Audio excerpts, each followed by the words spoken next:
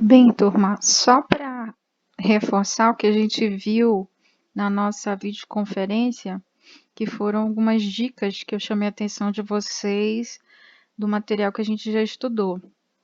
A primeira delas foi mostrar para vocês aqui um gráfico que mostra a polarização reversa e a polarização direta, né, do diodo, considerando ele o diodo ideal. Então, vocês percebem que ele na polarização direta, né, ele pode ser considerado uma chave fechada e na polarização reversa uma chave aberta, né? Levando em consideração a forma que a tensão que é colocada sobre os seus terminais, né, cátodo e anodo, está, né?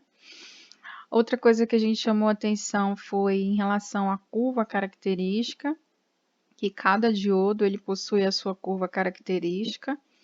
Então, essa aqui é a curva característica, né, do diodo. Aí você tem aqui o diodo de germânio, onde você tem aqui uma tensão de 0,3 volts, onde ele começa a conduzir, né? Então, tem aí um crescimento exponencial da corrente.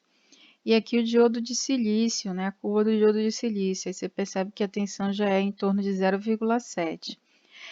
Todos os diodos que atuam nessa região, onde tensão e corrente são positivas, né? Nessa lado aqui, vocês percebem que a gente está falando da região da polarização direta. E aí, aqui, né, já do outro lado, na polarização reversa. Então, existem diodos que atuam na polarização reversa, existem diodos que atuam na polarização direta. Então, dependendo do tipo de diodo, ele vai ter uma atuação efetiva em uma das regiões. Outra coisa que a gente chamou a atenção de vocês foi quanto à reta de carga, né?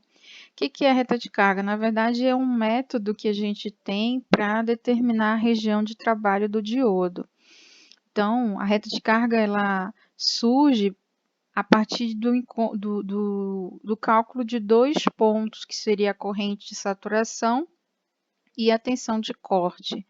Então, na verdade, a tensão de corte e a corrente de saturação são dois pontos que, traçados, né, denominam aí uma reta de carga.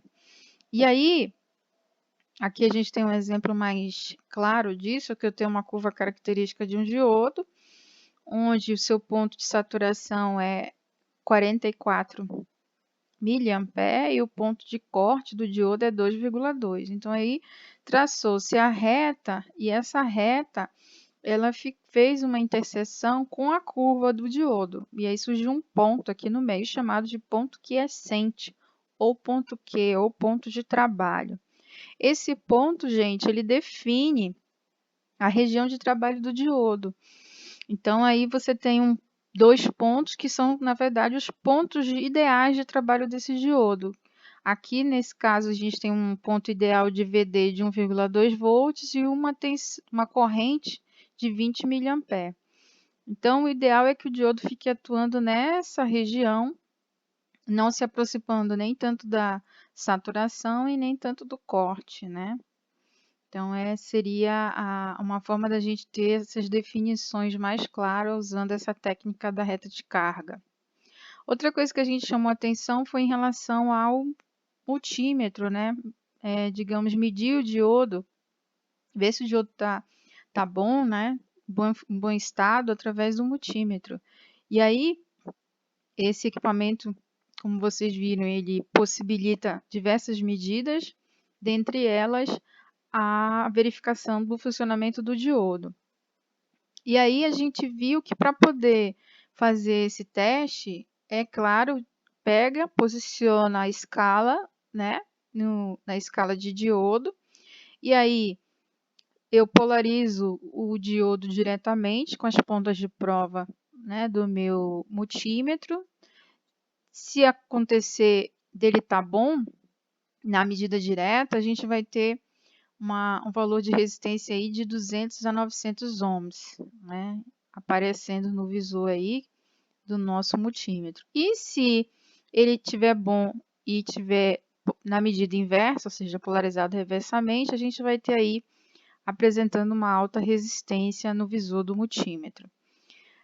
Em outra situação, se a gente fizer essas medidas, tanto polarizando ele diretamente quanto reversamente, ele apresentar baixa resistência em qualquer um dos lados, isso vai indicar que ele está defeituoso, ou seja, ele vai estar em curto. Então, aí já é um ponto de alerta para verificar que não está em bom estado o diodo que a gente está trabalhando.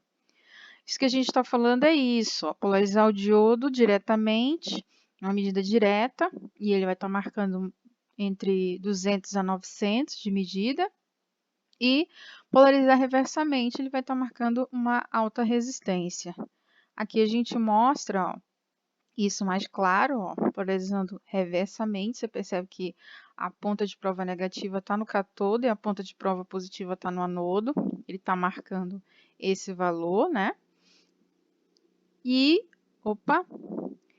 polarizado reversamente, ó, a gente tem aí a ponta de prova positiva no cátodo e a ponta de prova negativa no anodo. Então, ele está apresentando aí no visor do multímetro uma alta resistência. Então, isso aí, na verdade, foi o que a gente chamou a atenção de vocês no material que a gente apresentou aí na videoconferência de hoje, ok? Mais dúvidas a gente vai vendo ao longo das nossas aulas. Beleza, turma? Fiquem com Deus e até a próxima aula.